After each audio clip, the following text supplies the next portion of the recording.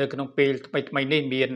នាយករដ្ឋមន្ត្រីថ្មីរបស់ប្រទេសកាណាដាគឺលោក Mark Carney ដែលលោកបានជាប់ឆ្នោតជានាយករដ្ឋមន្ត្រីថ្មីដែលជំនួសឲ្យលោក Justin Trudeau ដែលនៅក្នុងពេលថ្មីនេះមានអ្នកខ្លះលើកឡើងថាលោក Mark Carney នេះគាត់មិនមានបទពិសោធន៍ជាអ្នកនយោបាយទេក៏ប៉ុន្តែគាត់ជាអ្នកជំនាញឯកទេសផ្នែកហិរញ្ញវត្ថុហើយគាត់បានអះអាងថាផលរបស់លោកគឺ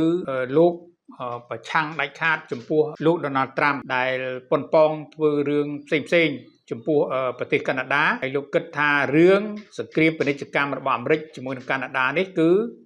លោកអាចទប់ទល់ជាមួយនឹងលោក Donald Trump បានហើយវាគឺជាជំនាញរបស់លោកដែលពាក់ព័ន្ធជាមួយនឹងរឿងហិរញ្ញវត្ថុនេះឥឡូវនេះយើងមកតាមដានអំពីចក្រជីវិតរបស់លោក Mark Carney វិញថាតើគាត់គឺជាអ្នកណាហើយជំនាញឯកទេសគាត់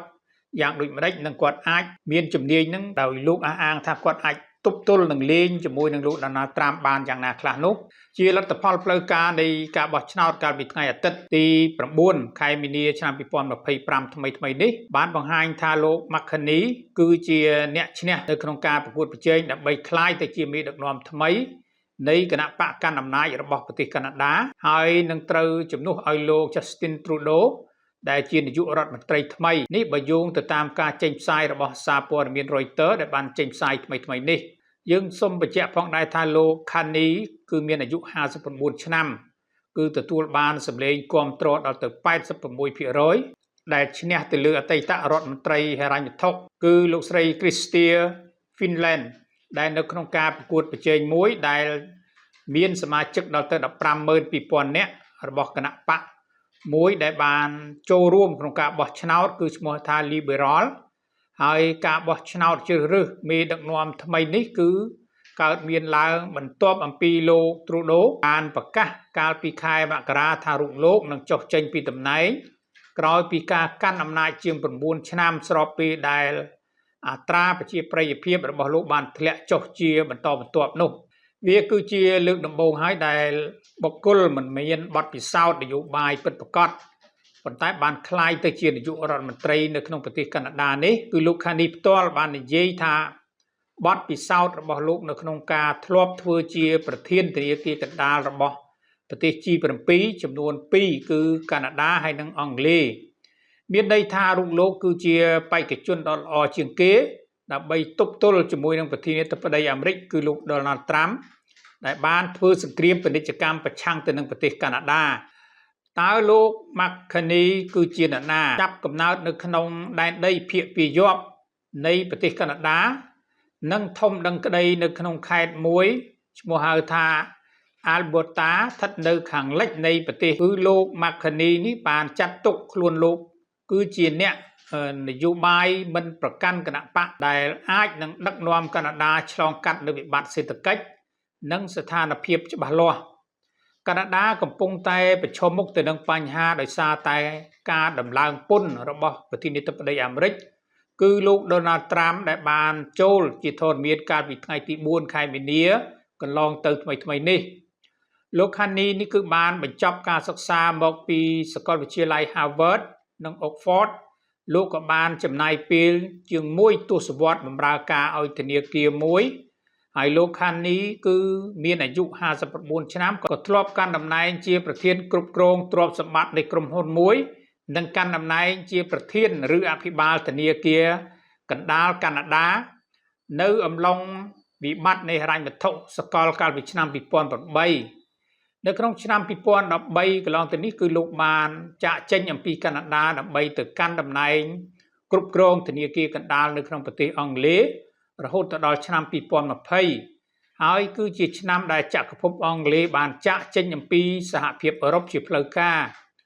លោក Carney គឺជាមនុស្សដំបូងម្នាក់មិនមែនជាជនជាតិអង់គ្លេសដែលបានកាន់តំណែងជាអភិបាលធនាគារនៅក្នុងរយៈពេលជាង300ឆ្នាំនៃប្រវត្តិសាស្ត្ររបស់ធនាគារមួយនេះក្រោយមកទៀតគឺនៅក្នុងឆ្នាំ2020លោកក៏បានក្លាយទៅជាបេសកជនពិសេសម្នាក់របស់អង្គការសហប្រជាជាតិសម្រាប់សកម្មភាពអាកាសធាតុនិងហិរញ្ញវត្ថុសូមរំលឹកផងដែរថាគណៈដែលមនុស្សជាច្រើនទទួលស្គាល់អំពីសមត្ថភាពខាងសេដ្ឋកិច្ចរបស់លោកគឺលោក Carney ក៏ធ្លាប់មិនសូវមានបទពិសោធន៍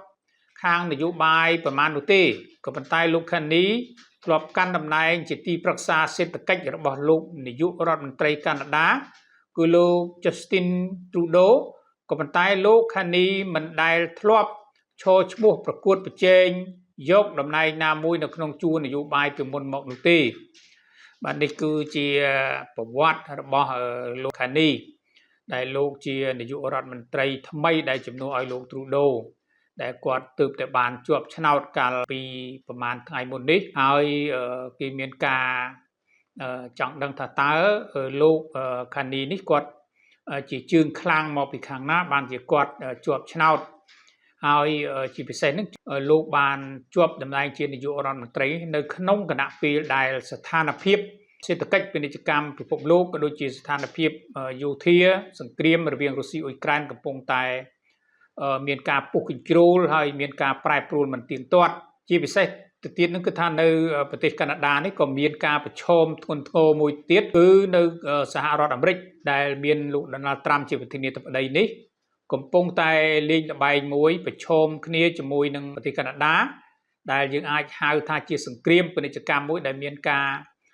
ដាក់នៅកំហិតការតម្លើងពន្ធនៅប្រទេសកាណាដានេះឲ្យមានកម្រិតខ្ពស់ពី10ទៅ 25% ឯណោះហើយនេះគឺជាអ្វីដែលគេចាត់ទុកថាជាវិបត្តិប្រឈមមួយរវាងពាណិជ្ជកម្មនៃប្រទេសទាំងពីរនេះហើយមែនទែនទៅគឺក៏ចង់ដឹងថាតើលោក Carney នេះហេតុអីគាត់អាចជាប់ឆ្នោតបានមួយទៀតតើគាត់មានបទពិសោធន៍ខ្លាំងដែលអាចទ្រទ្រង់ឬក៏ទទួលនៅដុំថ្មក្តៅមួយដែលជំនួសចេញអំពីលោក Trudeau នោះបានដោយរបៀបណា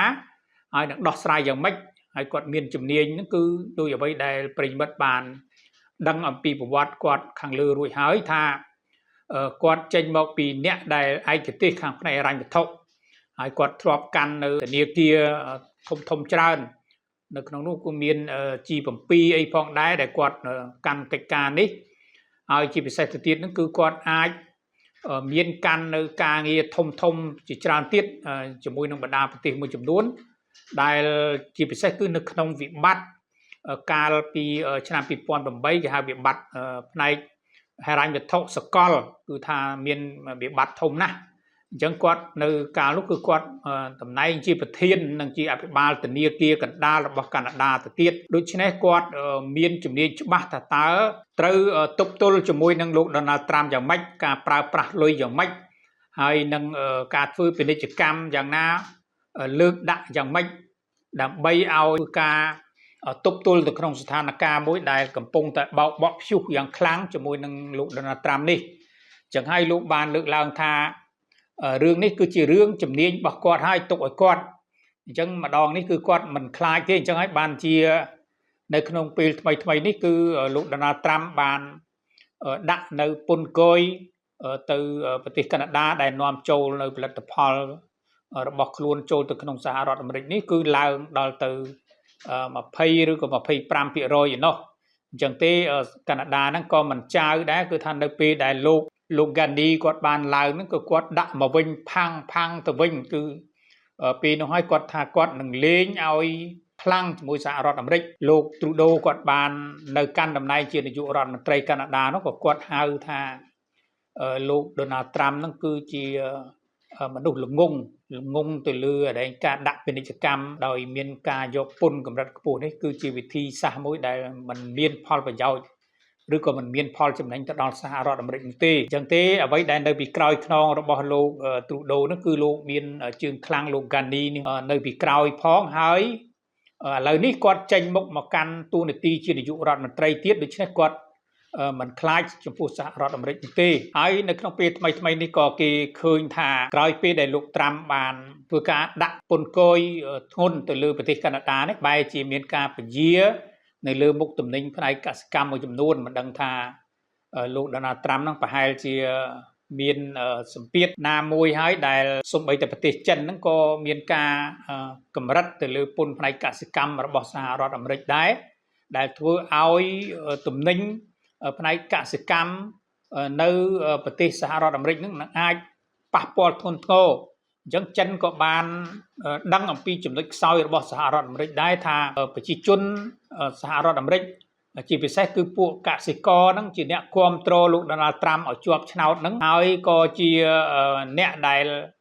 មានចំនួនច្រើនដែលធ្វើឲ្យកម្លាំងនៅក្នុងការគ្រប់គ្រងនឹងច្រើនអញ្ចឹងហើយបានជាប្រទេសចិនហ្នឹងបានផ្ដោតមុខសញ្ញាទៅលើការយកពន្ធផ្នែកកសិកម្មរបស់សហរដ្ឋអាមេរិកហ្នឹង15%ដែលធ្វើឲ្យវាយចំឆ្អឹងខ្នងរបស់សហរដ្ឋអាមេរិកនេះថាអាចនឹងធ្វើឲ្យកសិកររបស់សហរដ្ឋអាមេរិកនេះគឺមានវិបត្តិទៅលើផ្នែកការនាំចេញអញ្ចឹងអាចធ្វើឲ្យរងគ្រោះប្រឈមមុខការរងគ្រោះចំពោះពួកកសិកររបស់សហរដ្ឋអាមេរិកចឹងហើយធ្វើឲ្យលោកDonald Trumpនេះអាចនឹងមានការពជានៅក្នុងការយកពន្ធពីខាងកសិកម្មរបស់កាណាដាដើម្បីឲ្យកាណាដានឹងទុកឱកាសឲ្យខាងកសិករឬក៏ទំនិញកសិកម្មរបស់សហរដ្ឋអាមេរិកនឹងធូរថយមកវិញប៉ុន្តែយ៉ាងណាក៏ដោយគឺសហរដ្ឋប្រទេសកាណាដាបានលើកឲ្យថាមិនបន្ធូរបន្ថយដៃនោះទេតែកាលណាទៅមុខគឺទៅហើយនេះគឺជាអ្វីដែលគេគិតថាប្រហែលជាគោលនយោបាយរបស់លោកCarneyដែលជានាយករដ្ឋមន្ត្រីថ្មីហើយដែលគាត់ជំនាញខាងផ្នែកហិរញ្ញវត្ថុនេះ